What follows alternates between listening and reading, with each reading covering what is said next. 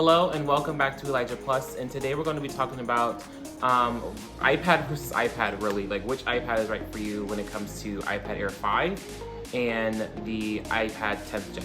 It's very similar and it may sound repetitive in this video, but it's just because things are just so similar and I'm like, it's kind of hard like which one to go for, even though, you know, one is technically better than the other.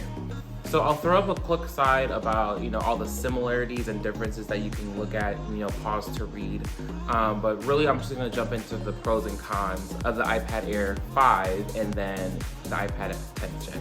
I know that some people have been saying just go with the iPad Air 4 even because it has the same A14 chip that's in the iPad 10 and it's slightly better in performance. So that might be option 2, but for right now we're gonna be talking about specifically the iPad Air 5 and then the 10th gen iPad.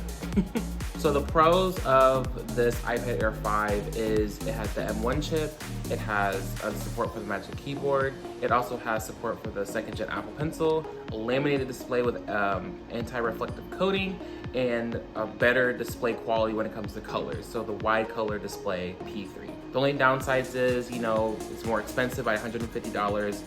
The camera is still on the portrait mode layout, and then it may be too powerful for some just because with the use of the M1 chip that's implemented in the Air. And then we know it doesn't really support the Magic Keyboard Folio because, you know, it came out first and then the iPad 10th gen. The pros and cons with the iPad 10th gen. So the pros is it's cheaper than the M1 Air. It gets a quote unquote cheaper Magic Keyboard, which is the Magic Keyboard Folio, a new modern design with the rest of the iPad lineup, has USB-C now, and a bonus is that the landscape mode camera layout, so that means instead of being in portrait mode like the other iPads, the camera is now on landscape, so that way when you're doing video calls, FaceTiming, or things like that, you can actually look centered when on the call. Cons, basically it can feel old even though it has a new redesign, and then it's also weirdly placed in the lineup so you don't know which one would be a better option. And then it also has more steps to charge the Apple Pencil, so that means it has the 1st gen Apple Pencil support and you have to buy an adapter to connect it and charge it, and it's just more, you know, annoying. I never had to use the iPads before with the 1st gen Apple Pencil, so I can't really say too much of how my experience was with that, because when I first got my first iPad, I had the iPad Air with the USB-C and had the 2nd gen Apple Pencil. But I do think it is kind of weird that Apple went this route with iPad 10, just so many weird quirks to, I guess, try to push people towards the Air or the Pro. And at the same time, it's just like, the Apple Pencil 1st gen of what I've been seeing and hearing, it's not the greatest Apple Pencil, but it's still fine. It's just been made so long ago.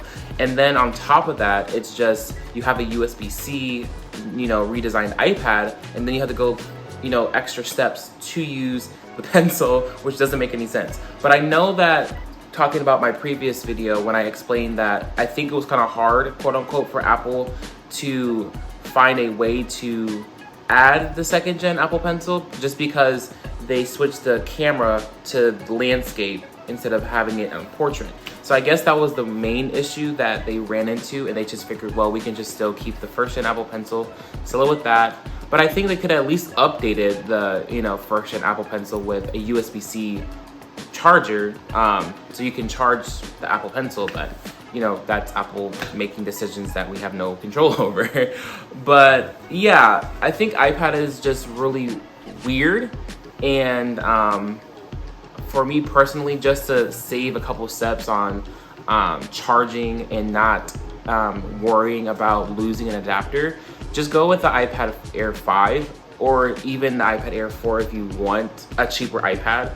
But I know with M1 it will last you longer. You can get the new Stage Manager feature with iPad OS 16. You can get the Apple II Pencil support, so you can just magnetically sit it on top and it'll charge. Better screen, better, you know, performance-wise. So it's really up to you. It's just what you can afford at the moment. I knew this was going to be a kind of quick video because really it's just so similar and it's so hard to decide which one is right for you. and it feels like it's iPad versus iPad, and it's like cannibalizing on itself, even though we have so many options to choose from. Even though the keyboard accessories for Apple are really expensive, you can still get an alternative option where you can get a cheaper keyboard accessory that doesn't break your bank when it comes to getting an iPad Air 5. Even the same thing with the iPad 10th gen, but it's whatever really your heart's desire. If you want to go for, you know, somewhat better things on the regular iPad 10th gen with, you know, landscape and cheaper price, things like that, then okay, go for it. But if you just want to save a little bit more, I would just suggest, and not having so much heartache, just go ahead and go with the iPad Air 5. Thank you guys so much for tuning into Elijah Plus today. I hope you guys enjoyed this video. I know it's kind of a quick one. Once again, I'm trying to hit my goal of 1,000 subscribers by my 21st birthday, which is coming up in a few months. We are currently at 157. Make sure you hit the like, share, subscribe, hit that notification bell so you never miss out on another video, and I'll see you in the next one.